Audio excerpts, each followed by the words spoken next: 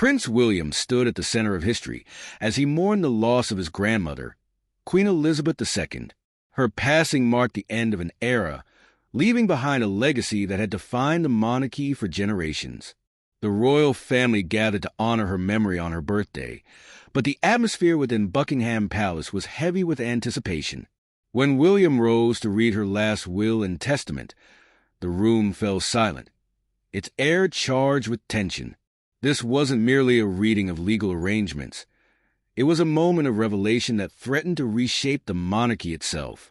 Each word revealed a calculated, carefully constructed plan that reflected the late Queen's foresight. It was clear that this document wasn't just about dividing possessions, but was a blueprint for the future of the British monarchy, a future that would test its resilience and adaptability in an increasingly modern world. The Queen's will began by addressing the royal properties, long considered symbols of continuity and tradition. To the shock of many, iconic residences like Buckingham Palace and Windsor Castle were designated as part of the Crown Estate, ensuring they would remain public treasures rather than personal assets. Balmoral Castle, her beloved Scottish retreat, was not left to her son Charles or grandson William as expected. Instead, it was to be shared among several family members, a move that defied centuries-old traditions. This decision reflected her desire to foster unity among the royals, but it also raised questions about the shifting dynamics of inheritance within the family. These choices turned long-held assumptions on their head, leaving the public and the royal family grappling with a new reality. The financial revelations were equally startling. Queen Elizabeth's wealth, legendary but largely shrouded in secrecy during her reign, was unveiled in staggering detail. Through private investments, art collections, and ventures, she had amassed a fortune that few could have comprehended. While much of this wealth would remain tied to the monarchy, significant portions were allocated to specific family members. This distribution sparked debates, with some questioning whether favoritism or strategic planning influenced her decisions. For William, it was a lesson in the complexity of power and legacy, as he realized that these choices were about more than wealth. They were about preserving the institution's relevance in an ever-changing world. Her private art collection unveiled another layer of intrigue. Paintings by masters like Rembrandt and Vermeer, once believed to belong to the public royal collection, were revealed to be private treasures. These works carried immense historical and cultural value, and the Queen's will assign them to individual family members rather than consolidating them under the reigning monarch.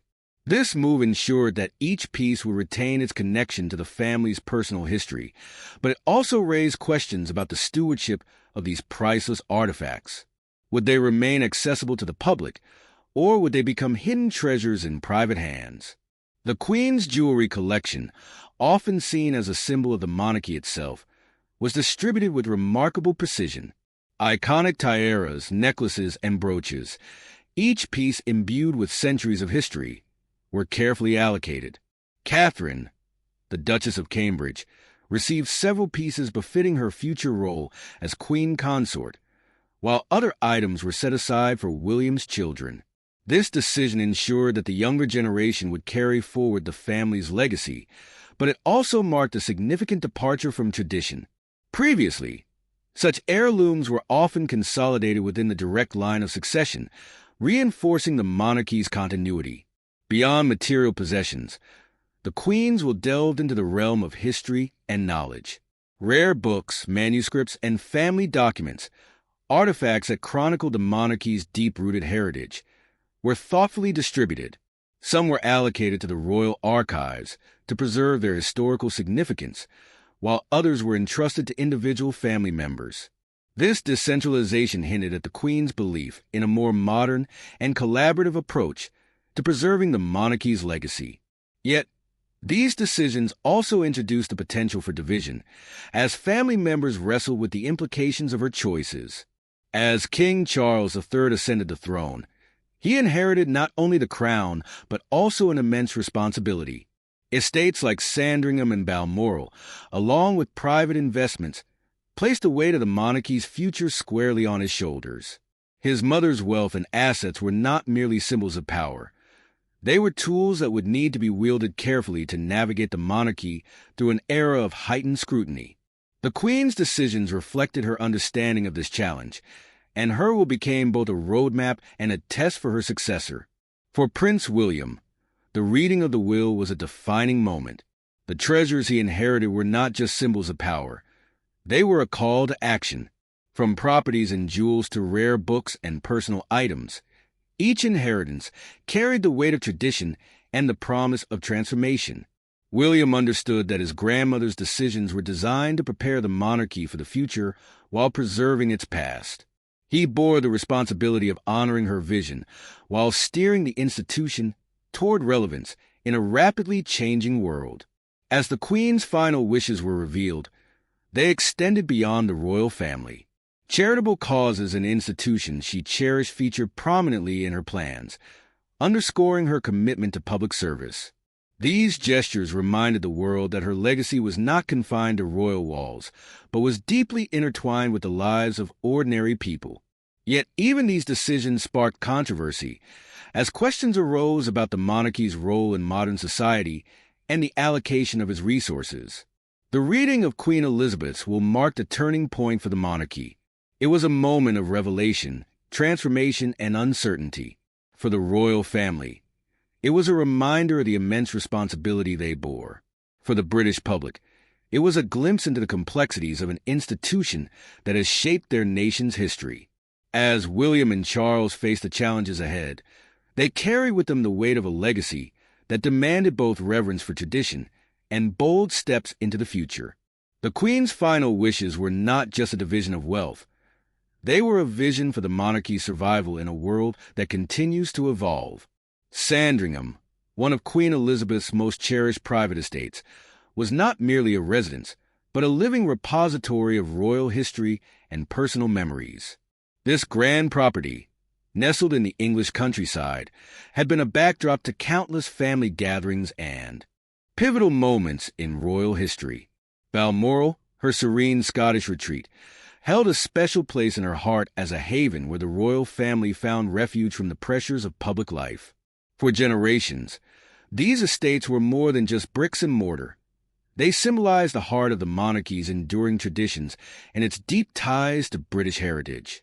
These homes stood as silent witnesses to history, their walls echoing with stories of joy, sorrow, and resilience. Yet, with Queen Elizabeth's passing, a pressing question arose.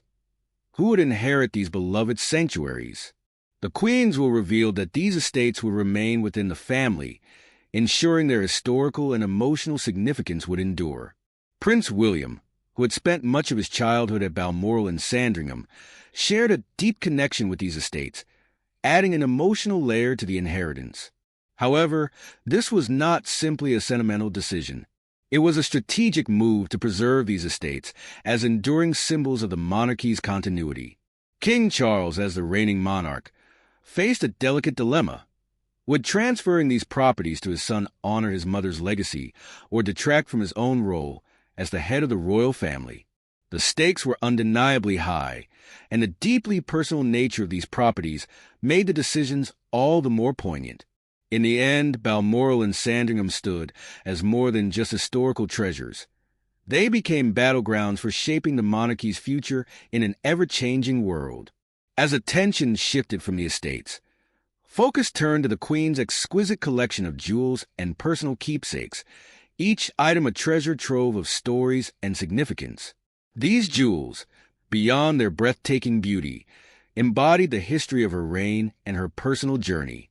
The iconic Vladimir tiara, for instance, carried tales of diplomacy and family ties, while brooches gifted by foreign leaders symbolized international goodwill. The crown jewels, owned by the state, were safeguarded for ceremonial purposes, but the Queen's personal collection represented an intimate legacy, interwoven with moments of triumph, love, and loss. Prince William's reading of the will revealed the meticulous thought the Queen had invested in assigning these heirlooms. Every item, from necklaces passed down through generations to bracelets marking key moments in her reign, was imbued with unique significance. Speculation swirled about who would receive these treasures. Many believed that Kate, Duchess of Cambridge, would inherit significant pieces as a future queen consort, ensuring continuity within the monarchy. Others speculated that Camilla, the queen consort, might be entrusted with select items to reflect her growing prominence within the royal family.